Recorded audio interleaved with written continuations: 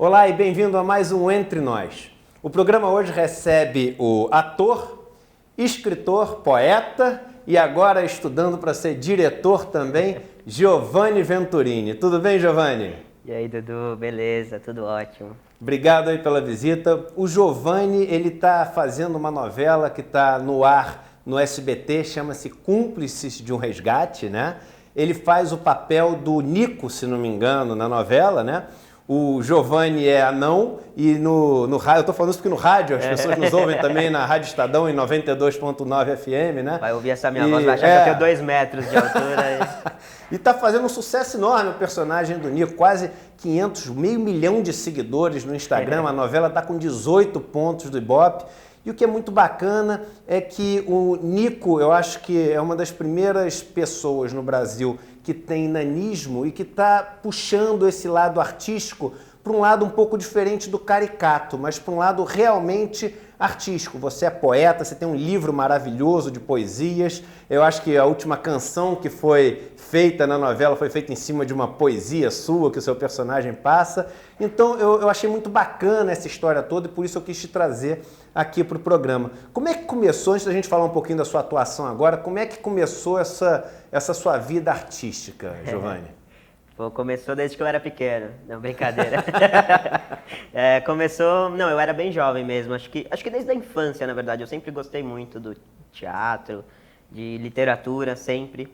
Por conta da minha família também. Meu pai, ele é professor de educação artística, com ênfase em cenografia.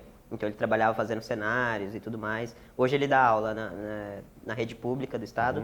E minha mãe é professora de língua portuguesa. Olha, então tem os dois lados aí desde da minha infância. Mas aonde despertou mesmo foi com uma professora minha, a Cris Lira, que hoje é minha grande amiga, está morando nos Estados Unidos, a gente continuou essa amizade. E ela era minha professora de literatura e ela dava umas aulas super dinâmicas, super diferentes, com interpretação, para entender os textos. E aí eu sempre adorava essas aulas e me destacava. E ela me incentivava, ela falava, vai fazer teatro, vai estudar, me apresentava bandas incríveis, me apresentou o Teatro Mágico, que me despertou o lado circense também. Então ela sempre foi me abrindo os olhos e me incentivando a continuar no caminho das artes. Ela eu considero uma das grandes responsáveis assim, para esse despertar. E aí o começo então foi no teatro? Foi no teatro. A primeira coisa que você fez foi uma peça? Na verdade, não. Na verdade, o meu começo foi num trabalho voluntário. Eu participava de 2 projetos sociais, que fazia visita em orfanatos, hospitais, asilos, com a linguagem do clown, do palhaço. E aí eu fui me interessando mais pela arte circense. Aí comecei a estudar malabares, o clown, a ler bastante. E a partir dali, viram a gente, eu e mais 2 amigos, e convidaram pra gente fazer um espetáculo circense. E nesse começo, você estava na escola ainda? Você estava, sei lá, no 2º ano? Na minha época, mudou tudo hoje em dia a nomenclatura, mas na minha época era 2º ano ginasial. Que você Exato, devia eu estava no 1º ano, primeiro ano, lembro. Isso, 1º ano ginasial, né? Que hoje, eu não sei qual que é o ano que Também você dá. não sei. É quase se formando, né? Isso. Você via na arte uma maneira de você mostrar para as outras pessoas uma expressão sem o preconceito que as pessoas tinham, você mostrar a sua capacidade de fazer uma coisa que talvez eles quisessem fazer também, mas você conseguia fazer melhor que eles, independente de você ser anão, como as pessoas deviam olhar para você e falar, não sei o que, tadinho, ele é anão, então vamos dar aqui café com leite, né? Vamos dar uma colher de chá pro cara. Você vê como uma chance de você expressar todo o seu talento também e se colocar num pé de igualdade com os seus amigos? Não, acho que eu ainda não enxergava isso, mas que a arte foi essa fase dos 14, 15 anos era uma fase bem difícil, assim, de aceitação minha comigo mesmo. E eu acho que a arte me mostrou e me ajudou a superar isso, vamos dizer assim, né? Eu nunca tive muitos problemas, sempre fui muito aceito com os meus amigos, com a minha família, nunca tive muitos problemas. Mas a fase da adolescência é sempre um pouco complicada, você tá fora dos padrões, né? Então foi um momento mais difícil para mim e que a arte me ajudou a superar comigo mesmo. Mas eu não tinha isso para ter como uma profissão ou como atingir outras pessoas para quebrar esse preconceito. Ela me ajudou muito, como eu disse, comecei como clown e o palhaço ele aprende a rir de si mesmo, dos seus defeitos, dos seus tombos e tudo mais. E isso me ajudou a entender melhor o meu nanismo e a me aceitar. Mas eu não via como uma profissão ainda. Eu tinha, pelo contrário, aquele preconceito que tem na sociedade, né? Tipo, você vai morrer de fome vivendo de arte. E aí, pra mim, duplicava isso. Eu falava, meu, você vai viver de arte como? Você vai fazer só os mesmos personagens quando tiver personagem pra você, quando tiver alguma coisa pra você. Você, cara, é uma pessoa que tem uma capacidade atlética enorme. Eu já tive alguns eventos com você. Pô, você cai dentro da pista, samba, se joga e pula e vai e vem. O circo trouxe isso muito pra você ou você sempre gostou de exercitar muito o seu físico, assim? Não, eu sempre tive muita mobilidade, assim, o meu físico, eu acho que por ser menor, é que assim, existem alguns tipos de nanismo, com algumas características diferentes. E o mais comum é a acondroplasia, que os membros são mais curtos, tem algumas características específicas, o tronco. O meu, não, meus membros são maiores do que o meu tronco, né? E isso me possibilitava uma agilidade maior, eu desenvolvi uma força um pouco maior no meu braço, para superar a fraqueza da perna, que minha perna não é tão forte. Então eu desenvolvi uma agilidade e uma força da cintura para cima, vamos dizer assim, e um controle da minha estatura e do meu peso muito grande. Mas isso na brincadeira, eu fazia capoeira, então eu adorava parada de mão, na infância, com 10 anos eu fazia capoeira, adorava fazer parada de mão, parada de cabeça, essas coisas. E aí eu comecei a desenvolver essa agilidade e essa meio que compensação, vamos dizer assim. Mas não que eu tinha essa vontade de exercitar meu físico ou de fazer um esporte. Sempre gostei muito, sempre joguei bola. Basquete, jogava basquete na escola. Então, sempre tive muito apreço pelo esporte, mas nunca levei isso pro... vou desenvolver meu físico, vou trabalhar ele. Tem um ator nos Estados Unidos que é super famoso, ficou super famoso pelo Game of Thrones, que é o Peter Dinklage, se não me fala, acho que fala Esse assim mesmo. o nome dele. E ele tem esse tipo de nanismo, né? Que como você falou, é Acondroplasia. Acondroplasia, né? Isso. E ele ficou muito conhecido por quebrar com aquele paradigma onde o anão tinha que fazer o papel caricato, né? É até curioso que o primeiro filme que ele fez na carreira dele foi um filme sobre um ator que não queria aceitar aqueles papéis que estavam dando para ele. E a vida dele foi um pouco isso, rejeitar muitos papéis, até encontrar papéis onde ele pudesse mostrar a qualidade artística que ele tinha, chegando ao ponto de ganhar o Emmy de melhor ator coadjuvante duas vezes e realmente quebrar esse paradigma que ele tanto queria quebrar. Para mim você é o Peter Dinklage brasileiro, porque eu conheço o teu talento, eu vejo os trabalhos que você faz e eu acho que você tem capacidade de fazer uma história de tanto sucesso como ele. Ele é uma referência para você? Você se vê com vontade de trilhar esse mesmo caminho? Sem dúvida alguma, é o cara que eu me espelho, assim, tanto na postura dele, na vida pessoal dele, na postura que ele assume, desse engajamento mesmo pelo nanismo, pela causa e tudo mais, e principalmente artisticamente falando. Ele é um cara que eu já acompanho há muitos anos e que o mundo descobriu agora, né, em Game of Thrones, porque o cara tem sei lá quanto tempo de carreira, eu acompanhava vários filmes dele. Aliás, assistam um que chama O Agente da Estação, é meu filme favorito, que ele é o protagonista e é maravilhoso. Ele ganhou prêmio por esse filme também. E o Living Oblivion, que é esse primeiro filme, mostra justamente isso, né? Ele sendo um ator que foi chamado para um papel... É um sonho, né, do personagem, é um papel caricato e tal. E aí tem uma hora que ele surta no set de gravação e sai xingando a equipe inteira, falando então é porque é um sonho, vocês vão colocar um anão, e então eu não posso fazer outro tipo de personagem. Ele sai do estúdio, larga o meio da gravação. E isso refletiu na carreira dele, de uma certa forma, né? Ele assumiu essa postura para a vida dele. E... tem várias entrevistas que ele fala, recusei muito personagens, muitos duendes, muitos anões de contos de fada e tudo mais, mas tem horas que aperta e eu não quero morrer de fome. Tem uma entrevista que ele fala isso. E para entrar nesse mundo artístico, você teve que usar também desse papel caricato para poder ter a chance de mostrar o seu valor? Já fiz coisas que eu não gostei, já fiz publicidade. Principalmente no começo, né? Principalmente no começo. Hoje em dia... é interessante porque é a forma como você se posiciona para o mercado, né? Eu comecei a negar todos esses tipos de trabalho de um certo tempo para cá. Me ligam falando para fazer duende de Papai Noel, eu falo, não, valeu, procure outro aí. Meu trabalho é um pouco mais que isso, né? E aí as pessoas param de te procurar, elas falam, não, esse daí não vai aceitar. Não, ele não vai aceitar. Programas de humor da TV brasileira, né? Esses programas escrachados e que agridem fisicamente e moralmente. Isso. Cansaram de me procurar e eu dizer não, eles param de me ligar e vão procurar uma outra pessoa. E aí, a partir do momento que você se posiciona dessa forma no mercado, as oportunidades que vão aparecendo para você são melhores também, né? Então fala, ele não faz o duende de Papai Noel, mas ele pode segurar um texto bacana e vamos fazer um personagem legal, que foi mais ou menos o que aconteceu com a novela, né? Você tem vontade de fazer um vilão? Putz, tenho. E eu recebi um convite uma vez para fazer um vilão. Espero que dê certo. Ainda tá rolando esse projeto aí no cinema. Fazer um vilão, mas um vilão Mal. pesado, assim.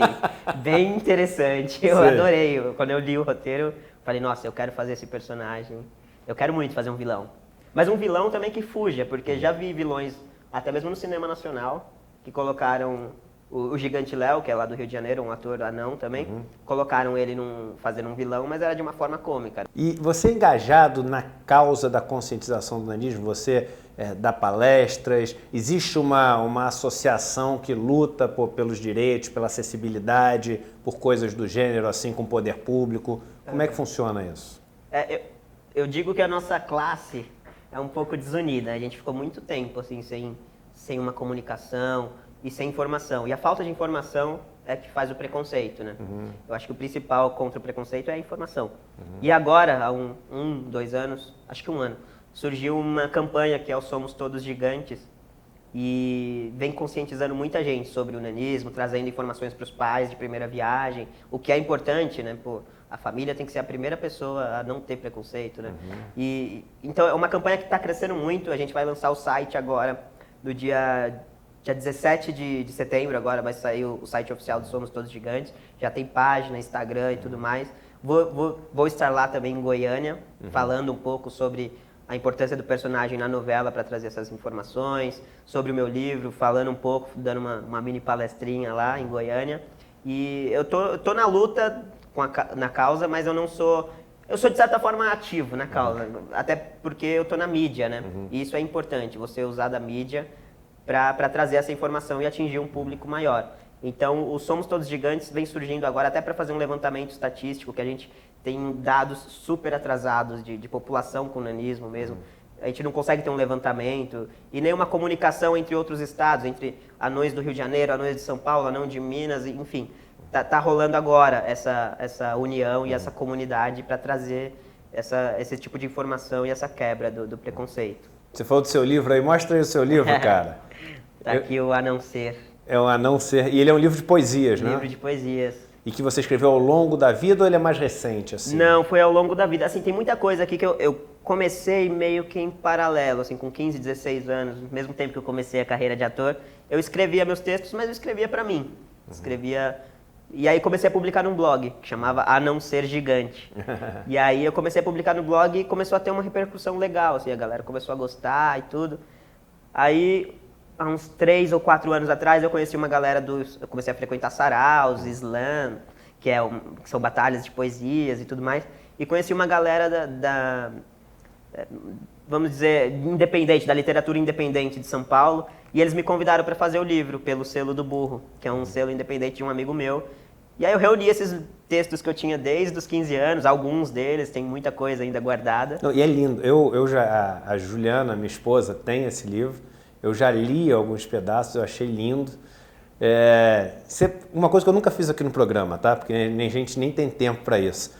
Pega uma poesia, lê uns 2 parágrafos só para as pessoas terem noção da qualidade que é o livro. Então eu vou ler o clássico, o que dá título ao livro. Tá ótimo. Que chama-se A Não Ser. Tá. Ela é bem curtinha, acho que dá tempo de fazer inteira. Será Então que dá? pode ser, lógico.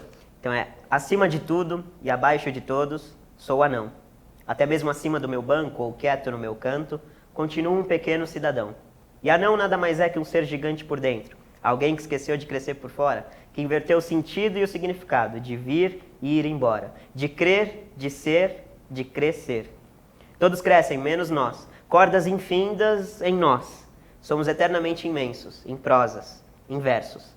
Não vejo diferença entre os anões e os demais, a não ser os banais, a não ser a indiferença de ser grande, a não ser gigante. Portanto, gigantes de mais nada, gigantes de qualquer coisa, adiante e diante do mundo, somos gigantes de tudo, como todos.